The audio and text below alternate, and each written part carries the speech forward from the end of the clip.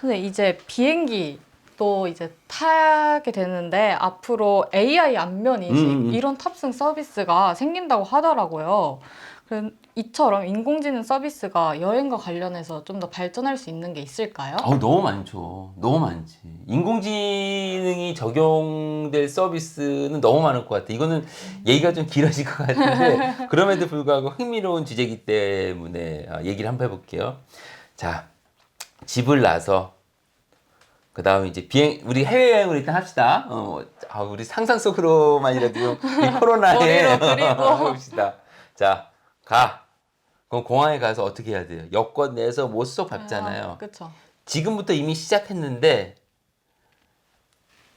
정맥으로 해가지고서 본다든지 또는 안면 인식으로 해서 본다든지 이렇게 신원을 확인하는 데 있어서 인공지능과 같은 또는 다양한 인식 기능이 들어가거든요. 그래서 이 사람이 누구인지를 밝혀내는 데 있어서 인공지능이 사용되는 것이고, 그리고 뭐 외국에 가서 뭔가를 뭐 할 때 딱 내렸을 때 제일 먼저 하는 게 뭐야? 우리 외국 가거나 낯선 곳에 갔을 때 일단 그곳을 모르잖아. 그러니까 그곳에서 내가 필요한 정보가 무엇인지 이런 것들을 제공받아야 될 거 아닙니까? 그쵸. 그러면은 제가 그런 얘기 했죠. 인공지능 서비스가 궁극적으로 가장 발달됐을 때 궁극적으로 어떤 서비스를 한다고? 이 사람, 저 사람, 요 사람, 이 사람, 이 사람 다 다르게 한다? 그래서 개인화 서비스. 개인화 서비스. 이게 다 AI가 하는 거거든요. 그래서 우리의 일상생활에서 인공지능이 적용될 수 있는 건 너무 많다. 그런데 대표적으로 지희님이 안면인식 쪽에 관심이 있는 것 같아요. 네. 이거는 긍정적인 것 때문에 아니면 부정적인 것 때문에 아니면 그냥 그냥 뭔가 안면 인식을 하면 좀 편할 것도 같은데 뭔가 이게 좀 약간 불안함이 있잖아요. 그렇지. 그래도 약간 얘가 한다는데 이게 과연 신뢰가 갈까? 이런 것도 있고. 그러니까 AI 안면인식으로 탑승 서비스 같은 게 이제 하나의 예인데 이게 편리함 때문에 좋기는 한데 저는 절대 반대해야 된다고 생각하는 사람이에요. 아, 왜냐면은 안면 인식이라고 하는 것은 결국 우리의 얼굴을 인식하는 거잖아요. 네. 그 데이터가 어딘가 저장될 수도 있지 않을까요? 아, 그러니까 일반 안면 인식을 딱 하고 끝냈어 라고 하면 상관없지만 아니 그렇게 되면 인식 서비스가 되나? 안 뭐가 되죠. 매칭이 돼야지 그쵸, 그쵸. 그런 게 될까? 매칭이 돼야지 너 때 말 뭐 이런 게 나올 거 아닙니까? 그러니까 어딘가 뭐가 있어야 되는 거 아니야. 그러면은 나의 얼굴 정보가 누군가 인식을 가지고 있어. 그럼 내가 어디에 가서 뭘 하면은 혹시나 CCTV 잡히면은 그러면은 바로 딱 그 데이터가 그러니까 있으니까 딱 누군지 누군지 알 거 아닙니까? 그러면 나오니까. 결국 그 감시 사회잖아. 아, 그러네요. 그래서 중국은요. 이게 참 얘기하기가 중국은 1초 안에 중국 국민의 99%를 발견하는 그런 시스템을 지금 개발하고 있고 지금 개발이 끝났다는 얘기까지 해요. 그래서 지금 뉴스를 보면 어떤 뉴스가 나오냐면은 어디 공연장에 갔는데 범죄인이 CCTV에 잡혀서 그 사람을 잡았다는 뉴스도 있고요. 심지어 뭡니까 이 사람을 등급을 나누려고 지금 중국 정부에서 계획하고 있거든요. 그래서 이 등급이 낮은 사람, 이 등급이 낮은 사람은 뭐냐면은 가령 예를 들면은 이 사람은 트래킹을 할 수가 있잖아요. 이 사람은 트래킹을 할 수가 있기 때문에 등급이 낮은 사람은 비행기도 못 타게 하고 뭐 좋은 학교도 못 들어가게 하고 이런 등급을 나누려고 하는 그런 계획을 다 세우고 있어요. 그 무슨 말이냐면은 정부가 즉 공산당으로 운영되는 정부가 각 개인을 모두 다 감시하겠다는 그거거든요. 그래서 하나 더 나가 볼게요. 하나 더. 중국에 입국하는 외국인 중에 특정 지역을 방문하는 사람들은 반드시 어떤 앱을 깔게 하거든요. 그 앱이 그 추적 장치라고 얘기를 해요.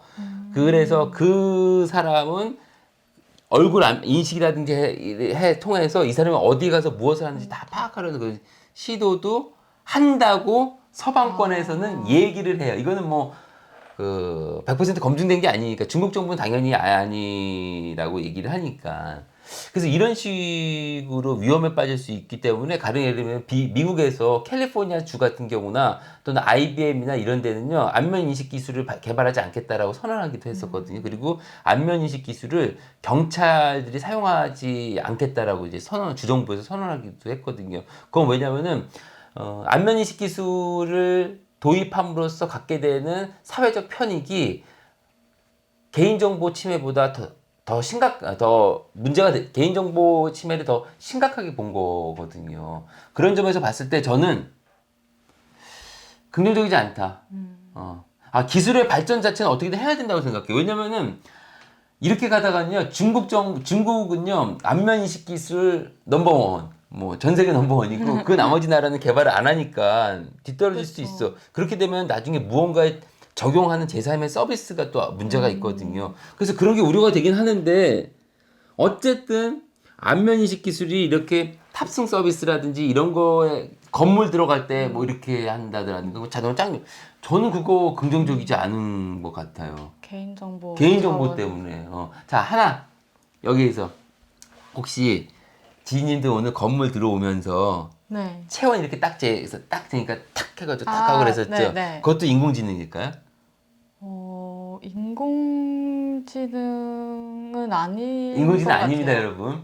그렇게 비싼 거를 얼굴 체온 재는데 사용하지는 않아요. 그게 얼마나 비싼 건데 단순히 뭐예요? 그냥 열 감지기. 열감지야. 아, 열감지인데 얼굴 모양 뭔가 만들어서 이렇게 딱 있으니까. 그러니까 그래서 열감지예요. 이게 그래서 인공지능일까 약간 이렇게 그래서 생각하면. 뉴스 보면은 인공지능으로 써놓은 데도 있어. 모르고. 아. 인공지능 아니고 모르겠어. 아주 고급은 그런 데가 있을지 모르지만 그냥 체온 재는 기계입니다. 그거는 인공지능하고 관련 없습니다. 그래서 인공지능 서비스가 기술적으로 여행에 적용될 수 있는 가장 좋은 거는 제 개인적인 생각은 개인화 서비스를 위해서는 좋지만 뭐 AI 안면 인식이라든지 이렇게 개인 정보를 침해할 수 있는 가능성이 있는 기술에 대해서는 보급 사용을 하는 데 있어서 정말 조심해야 된다. 그리고 우리는 시민으로서 시민사회에서 계속해서 끊임없이 그 부분에 대해서 이의 제기하고 문제점을 강조함으로써 우리에게 어떠한 침해가 되지 않도록 중앙정부라든지 지방자치단체라든지 경찰이라든지 이런 곳에서 우리의 정보를 함부로 사용할 수 없게끔 우리가 계속 감시해야 된다고 생각해요. 뭔가 이게 어떤 면에서는 정말로 편리하고 약간 범죄 같은 걸 막을 수도 있는데 그게 오히려 악용되고 저희 정보가 침해될 수 있다는 점에서는 약간 위험할 수도 있다는 생각이 들어요. 그 얘기하니까 또 하나 또 얘기하고 싶은데 말이 길어지는데 이것까지만. 골목에서 사고가 나면은 네. 사람들이 하는 얘기가 우리 골목에 CCTV 좀 설치 좀 해줘. 그렇잖아요. 그쵸. 한 번에 그 얘기가 나와. 그 이면에는 그 CCTV를 통해서 우리 모두를 다 감시하고 있는 건데 정말 그거 좋다고 볼 수 있나요? 우리가 이거 벌써 몇 년 전 데이터라서 좀 업데이트가 돼야 되는데 우리가 서울에서 길을 나와서 몇 시간 동안 길을 돌아다니면은 CCTV 진짜 몇백 대 찍힌다라고 하는 그런 그 데이터가 몇 년 전에 있었거든요. 지금은 더 많지 않을까요? 그쵸. 왜냐면은 공공시설에 다 있죠. 개인 건물에 다 있죠. 식당에 다 있죠. 이러다 보니까 우리는 늘 감시받는 거거든요. 어디를 갈 때마다 있으니까. 그렇죠. 그래서 여러분 롯데말 친구들 중에서 그런 친구들이 없겠지만 PC방 가가지고 이걸로 뭘 해가지고 뭐 범죄를 좀 해야지. 그럼 나 모르겠지? 모르긴 뭘 몰라. 다 알아. 왜 다 하냐? PC방에 가보면은 이 IP 어드레스라고 그래가지고 이 사람이 언제 어느 장소에서 했는지를 다 알 수가 있거든요. 그러면은 그 PC방에 CCTV 있잖아. 이 사람 동선 나가자마자 다 나오거든. 건물에도 있고 다 건물 있어. 나가서 다 있고 그러니까. 지하철 버스에 다 있잖아. 그쵸. 자가용 타면은 곳곳에서 찍어가지고 플레이트 넘버 나오고 벗어날 수가 없어요. 이거를 좋게 보면은 범죄가 줄어들어. 나쁘게 보면은 우리의 모든 움직임은요 누군가 감시되고. 그렇죠. 그래서 이 부분을 어떻게 조화를 잘 이룰 것인가가 중요합니다. 꼭 인공지능 문제가 아니더라도. 네, 잘 들었습니다. 오늘은 코로나로 인해서 멈췄던 여행과 관련해서 인터뷰를 나눠봤는데요. 얼른 코로나가 빨리 풀려서 여행을 갔으면 좋겠어요. 다음 시간에는 더 재밌는 주제로 인터뷰를 수업을 진행하겠습니다. 감사합니다. 고맙습니다.